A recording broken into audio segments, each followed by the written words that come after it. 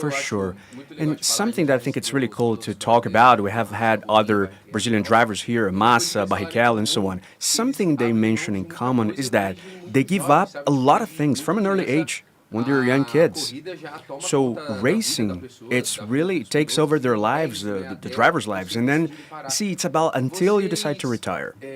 So, did you give up on a lot of things during childhood, or in your head it's like, no, I like to race. So to me, racing is awesome. So I'd like to know about that. When you're really young and stuff, having to dedicate to something that, so serious you're going to do for 20 years plus. What about that? We obviously give a lot of things out of the track, because at a very young age, you are fully focused on this. You are racing pretty much every weekend, traveling, and especially for us as being Latins, we have to go to Europe at a very young age, and that means leaving everything, at a very so cold. Yeah, as well. But it means leaving a lot of young moments, like 14, 15-year-old. You leave everything behind and you just go for your dream. And but it's great, it's great to fight for your dreams. But it's also the same for European drivers, they don't have, like, let's say, a normal childhood, when they grow up, because we're already growing with a lot of pressure. And but it's great, it's what we love. Verstappen, you were the youngest ever, right, Formula One driver. How were you, 2 years old when you started? How old were you? 17, and I couldn't have any driver's license yet, so it was quite interesting the first year traveling around the world. I couldn't drive a normal road car. But since you were very young, did you know this is what you were meant to do in your life, being a Formula One driver? It's difficult to say. I mean, of course, I grew up, my dad was in Formula One, my mom used to race, so when I was at home, there was a lot of racing talk. My dad also had a go-kart team at the time when he was in Formula One, so every weekends or whatever, I would be going around to the races, and I would be on my little bike going around seeing all of that. So for sure I got influenced a lot, but at the end of the day, you need to want it yourself. I think when your parents push you into something, that's not the right approach, because you really need to want it yourself. So I enjoyed go-karting initially. I wanted to do that. At that time, I just loved that. I just wanted to go around and do my laps. I was not thinking about Formula One yet. Of course, I knew that my dad was doing it, and it looked cool. But it was not like when I was 4 years old, I want to do that. It was more like I want to do go-karting, try to be good at it, try to win races, and then just see from there, how things progress.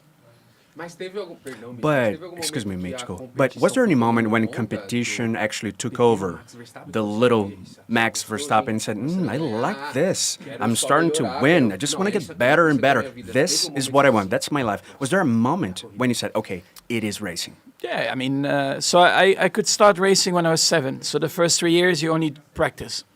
At 7, you are allowed to race. And I would say within the first year or 2 years, I was like, I like this, this is really cool. And I want to try and continue with this as long as I can. It was much better than school, that's for sure. That's why you liked it, I guess. Right? Yeah, I hated school, so... Well, imagine, you're 17, you don't even have a driver's license, but you're already at 300 kilometers an hour. It's a dream. So what I wanted to know from you guys is, because, we talk to a lot of football players, basketball players, and we really talk about, the high-performance life, injuries, training. And Formula One, I'd like to know, because, certain training practices really get my attention. G-force, the neck training, which kind of looks rough to me. So what about, the physique of the fighter? What about pains, body pains? What about suffering? Because usually, people tend to say, well, it is the car that is racing. No, it's you. It's crazy. So what I'd like to know is, what about that, physical activity, and how much does it hurt physically? Seriously, because it doesn't look comfortable. It's way too fast. You always have a bit of back pain, neck pain. When you see the drivers, they always when you move your neck, you feel like you're moving a lot of muscle with you, because it's the most important part for us, you know, the neck and the back. And after a race, we always sore, and given that we are training so much the neck as well, we develop a lot of muscle. So it's not so easy to have a lot of muscle on the. What about like neck training, Checo? Can you explain? I don't know, in a more popular way, how you work out your neck? I mean, do you strain your neck and then you control to keep it in the center line? It always everyone has different exercises for it, but the one I have a machine at home where I carry pure weight. You know, I put kilos. Do you have as well? I have like a neck harness, what they also use in rugby. It's like you put a harness on your head, and then you pull with bands, and then your trainer is holding at a certain force you can choose. Damn. Yeah, it's not. I mean, it looks quite medieval. Yeah, but it's a good training. Yeah. It's not nice, but it's not nice. It's not nice. I've got a question too. So, how about your eyesight? Because at 300 kilometers per hour, everything is just flashing by. You need to, be able to perceive things with your eyesight, with like your peripheral view. I mean, that's a real question. How about your eyesight? I think you get used to it. It's also good to train it. We're constantly training the visual side to make sure that it's always sharp and ready to go. But the best training for that is definitely driving, because you get used, and for us going at 300 kph, it feels like normal, it's not going crazy speeds. Here in São Paulo, you have so much traffic, right? So you're in the traffic and you have to sort of predict what the guy ahead of you is doing. But if you're racing, you go like, is that guy going to go left or right? But can you imagine doing that at 300 kilometers an hour? You have to that do that guy way is going to ahead. go right or left, and predict. You have to be so good at it. These are questions that it's people the same- who are not in motor racing. it's the they same ask in those things. in every sport. Or when you did your first podcast to now, you're much more experienced, right? You're much more chilled. You're much more relaxed, right? Right. Same for us. Same when you play football. Absolutely. The very first time you do it, compared to when you're doing it for 10 years. You're much better at everything. You're much more relaxed. You've seen so many different things, scenarios as well, that everything becomes more normal. And I think that's the same for us. The very first time we jump in a Formula 1 car, it's not like that. We don't have the overview like we have now. It comes with time as well, and you get better at it. That's crazy. See, you're talking about soccer. Do you guys like soccer? Yes, Both of you? we both like it. Yeah. What's your team, Checo? Mexico, I support America, and Real Madrid in Europe. Yeah. Real Madrid. Well, that's an easy one. Yeah, that was an easy one. Max, you like Vasco? Yeah, I had to pick a team, so I got influenced to pick Vasco. Yeah. Can we switch? Who influenced you, man? Who did? Family-in-law. They Did they force you? no, they were like, Yeah, you need to support Vasco. So I'm like, call okay, the shots. I'll support Vasco. That's fine.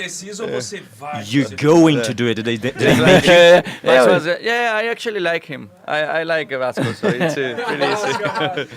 Vasco, No, yeah. come on, let's switch. Memphis, is in Corinthians now. His You're a Dutch. Corinthians fan? Muito aqui, ó. Oh, yeah? Right. Are Yeah, you doing wow. the celebration already? Sim, não quer fazer igual? Yeah, don't you want to do the same? See? Come on. Max Verstappen now supports Corinthians plays Corinthians. in Sao Paulo? São Paulo. São Paulo. Sim, é um time de São Yeah, Paulo. yeah, it's a team from São Uma Paulo. parada que eu queria saber de Now, vocês, something I'd like to know from you vocês guys. comentaram do We're Ayrton watching Senna, Ayrton Senna's documentary, and then we have him as an idol, a huge one. a gente viu que ele era So cara we que saw brigava muito that he was com a someone FIA, who would de uma fight maneira de brigar, with tipo, FIA a lot. Like, come on, I want to be part of the decision making here. So the drivers cannot, share their opinions. The drivers are racing. So how come I cannot, give you my 2 cents about what's going to happen to me, danger wise, and so on. So, and I see that Max is really like that, wants to be part of it. Como que é? Tipo assim, vocês fazem How does that go? I mean, do you put some pressure, in a good way? Say, listen, come on, we want to voice our concerns. That's our lives. That's our career. It's our thing. I mean, I have to be careful, of course, what I say, because I think in general F1 is very political, and you have to deal with a lot of different people, and is it always fair? Probably not. But yeah, you just have to try and go with the flow. With this political landscape that you're in. When I grew up in go-karting, it was not that political. You just had a lot of fun, and it was more about the driving side of things. Unfortunately, Formula One is not only about the driving side of things. Back in the day, it was already like that. Now, I think what made it even worse is that the fights, what are happening, between the drivers or teams and the regulators. Now, with social media, everyone has a say on that as well, right? So everything is in the media as well. And back in the day, of course, that was a lot less. Now, every single person that is sitting in his underwear at home on the couch, they have an opinion as well. Yeah, I mean, it's a bit, it's a bit silly, but And they're all experts. They're all driven and 5 times, 8 times world champions. they're actually better than us. They just don't have a car. That's how they see it, or they know at least much E nem a better. habilidade. Yeah, not the skill either. That's the most annoying part of it, isn't Well, it? it's good to hear that from you We because feel the same. yeah, We go through the same thing. Mas é muito legal também saber dessa preocupação. but it's really nice knowing about this concern that you have to know that okay, well, actually, we worry about it. I mean, we want the best for us and to everyone. So it's good to know that this is a concern for you. There's another thing I'd like to ask. How do you feel about Interlagos? How do you feel about Brazil? How are you feeling about this next race? It's great. Brazil is one of my favorite ones. It's always really, really good, really passionate crowd. We've done well as a team in the past here. So we've been always quick. So it will be interesting. I think at the moment we are not the fastest car out there. So it will be interesting. So if we can have both cars scoring big points, I think it will be a good result. Cara, e tá com uma previsão Man, de and forecast says né? E aí, rain, tem potentially. uma mística em cima And do here jogo, there's all this Interlagos, mystique porque eu around sei que raining, os Interlagos, because Senna mandam would bem do na chuva. well and other Brazilian Como que é você drivers na chuva? Tipo, é uma coisa in que- the rain. What about you guys when it's raining? Is it something that's kind of worrisome But or you not so prefer it. much, or doesn't matter if it rains or not?